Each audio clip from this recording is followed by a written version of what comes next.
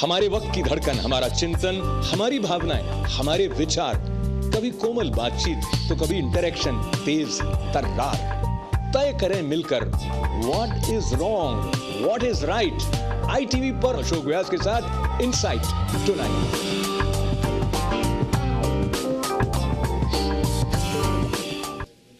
नमस्कार, मैं अशोक व्यास। Insight tonight with Ashok व्यास कार्यक्रम में आपका स्वागत है। इस कार्यक्रम में हर शाम 7:30 बजे सजती है महफिल उन बातों तक जुड़ने का एक पुल बनाने के लिए जो हमारे दिल से खास संबंध रखती हैं।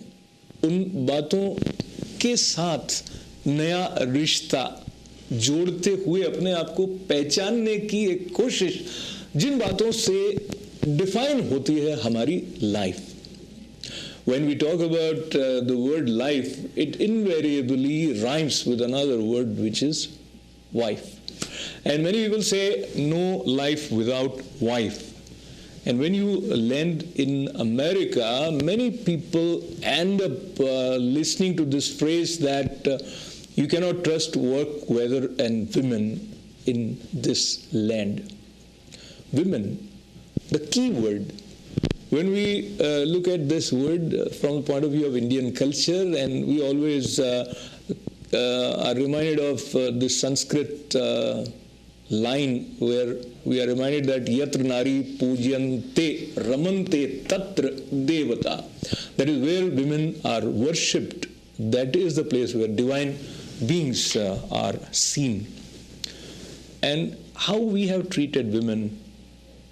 If you look at newspapers, sometimes you feel ashamed that the way they deserve the respect that needs to be accorded to them is not happening. What has gone wrong? Where are we? Not talking about all the issues, but actually, what is the aim? What is it that would fill a woman with sense of achievement, with a sense of accomplishment, with a sense of contentment? लक्ष्य क्या है? हम जा कहाँ रहे हैं? And the way we have started designing the image of women, the way she has started looking at herself, is it actually liberating her? So here we have a few questions for you. Take a look at these slides that are coming up, which would give more idea about. We are going to be discussing today women liberation, a reality check. Is truly women liberation happening? And the new identity that is being created for women, are we moving in the right direction? Are we offering more choices for women? Or there are less choices for women in the next phase of the life as we do a reality check for women liberation. We'll talk about women's identity. Is it defined by relations or by achievements? And price of being successful is less or more for women than men. Of course, you are welcome to join in the conversation, where we are fortunate to be welcoming two guests who would represent two different mindsets coming from different generations, I may say. So here I have the pleasure of welcoming Shruti. Namaskar, welcome. Thank you. And then Geeta Sethia ji, you are also a mother, an artist, and you have sensitively tried to learn life. So let us begin. जब घर में बेटी होती है तो अभी भी कई घरों में ऐसा रहता है कि उतने खुश नहीं दिखाई देते परिवार के कई लोग। आपको क्या लगता है कि लड़कियों में और लड़कों में क्या खास अंतर है?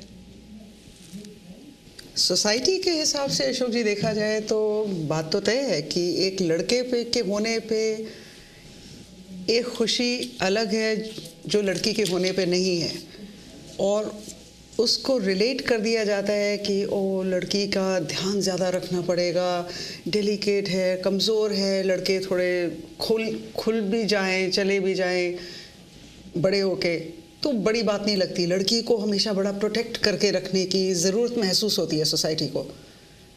which personally I don't think is right, but socially this is how I feel.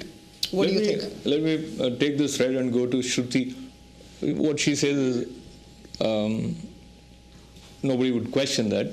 ज़्यादा प्रोटेक्ट करने की ज़रूरत लड़की को क्यों होती है? What would you say?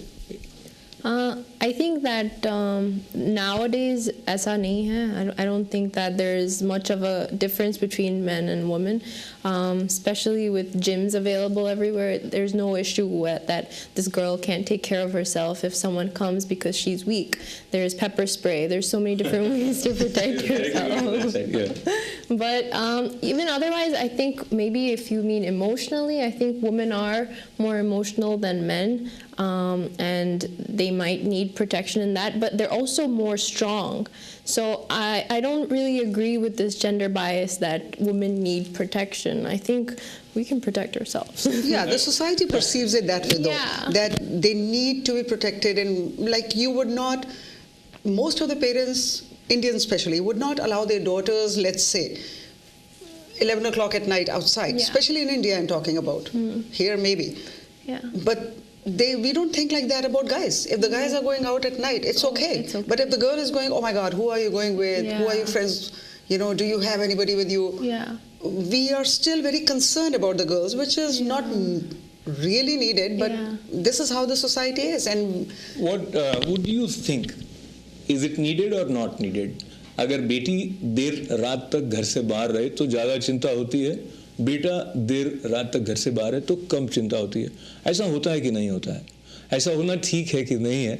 आप इसके बारे में क्या सोचते हैं? You can also join in our conversation. But one point that Shruti made about women being comparatively different in terms of their emotional strength, or what would you say, Geeta ji?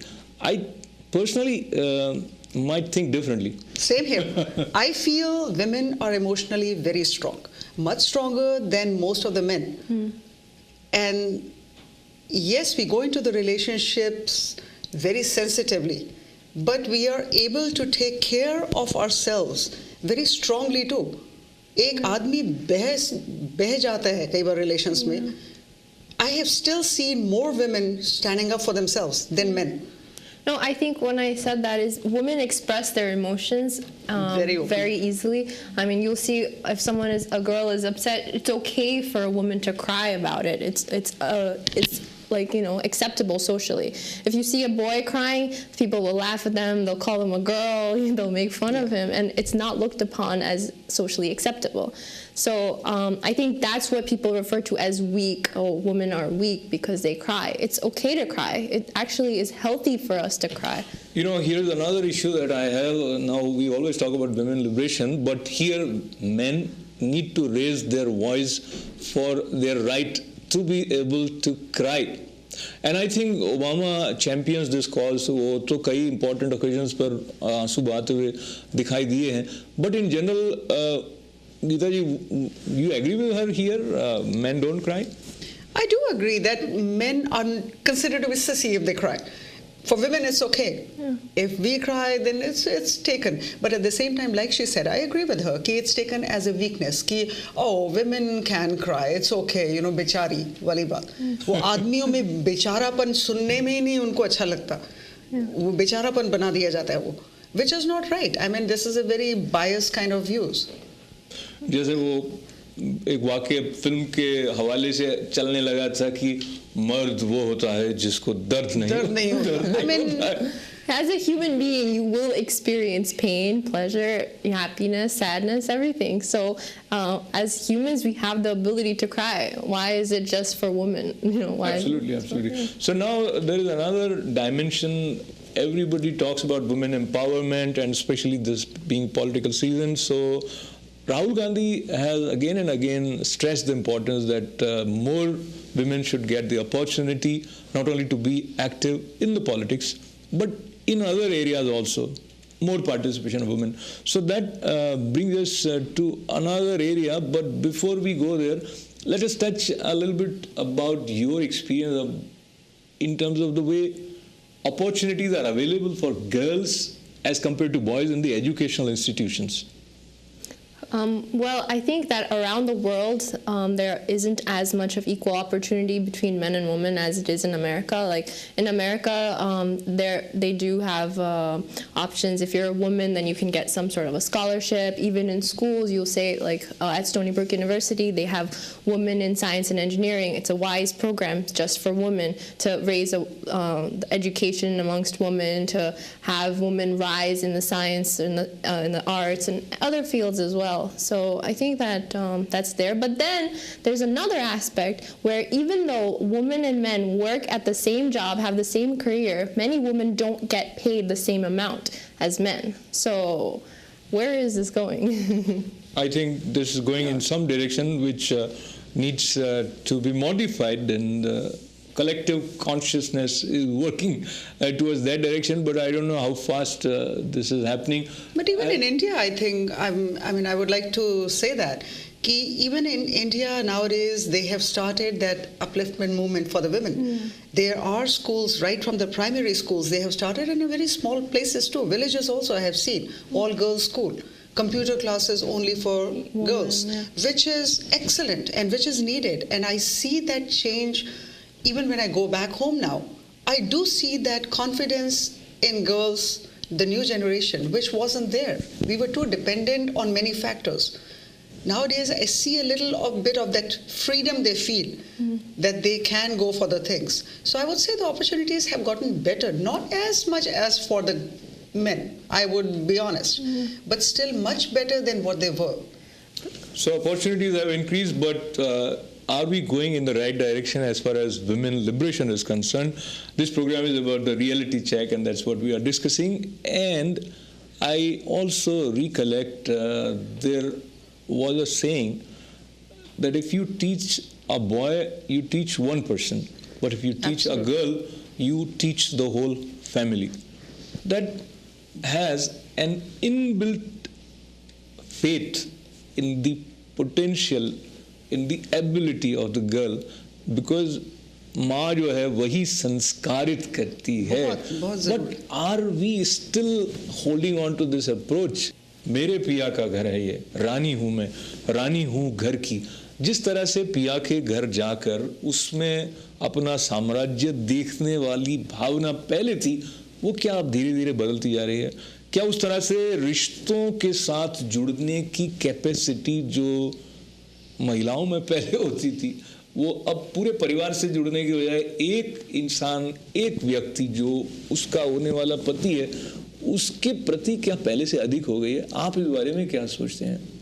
Is this something which we would consider as a necessary step towards liberation? Reality check, women liberation. We'll continue this discussion right after this break.